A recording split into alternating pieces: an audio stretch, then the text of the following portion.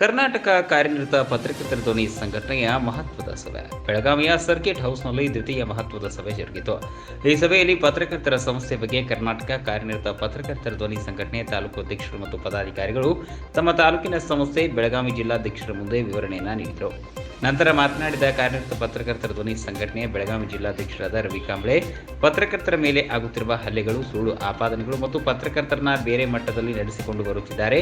ಕೆಲವರು ಬಕೆಟ್ ಹಿಡಿದು ನಿಂತವರು. ಅದಕ್ಕಾಗಿ ಈ ಸಭೆಯಲ್ಲಿ ಪತ್ರಕರ್ತರ ಧ್ವನಿ ಸಂಘಟನೆಯ ಬೆಳಗಾವಿ ಜಿಲ್ಲಾ ಅಧ್ಯಕ್ಷರಾದ ರವಿ ಕಾಂಬ್ಳೆ ಅವರ ಮುಂದೆ ಆಗುವಂತಹ ಮಹತ್ತರ ಕೆಲಸಗಳು ಮತ್ತು ನಿಯೋಜನೆಗಳ ಕುರಿತು ಪತ್ರಕರ್ತರಲ್ಲಿ ಮನವಿಯನ್ನ ಮಾಡಿಕೊಟ್ಟರು. ಎಲ್ಲರೂ ಯಾವ ರೀತಿ ಇನ್ನೂ ಮುಂದೆ ನಡೆದುಕೊಳ್ಳಬೇಕು, ಅದರ ಸಾಧಕ ಬಾಧಕಗಳ ಬಗ್ಗೆ ಹೆಚ್ಚಿನ ಮಾಹಿತಿಯನ್ನು ನೀಡಿದರು. ಕರ್ನಾಟಕ ಕಾರ್ಯನಿರತ ಪತ್ರಕರ್ತರ ಧ್ವನಿ ಸಂಘಟನೆ ರಾಜ್ಯಾಧ್ಯಕ್ಷ ಮಲ್ಲಿಕಾರ್ಜುನ್ ಬಂಗ್ಲೆ ಇವರು ನಾಡಿನ ಪತ್ರಕರ್ತರ ಸಮಸ್ಯೆಗಳ ಬಗ್ಗೆ ಸ್ಪಂದನೆ ನೀಡಿ ಮುಂದೆ ರಾಜ್ಯ ಸರ್ಕಾರದ ವಿರುದ್ಧ ಕಾನೂನು ಹೋರಾಟ ಮಾಡುವ ನಿರ್ಧಾರವನ್ನು ಹೊಂದಿದ್ದಾರೆ.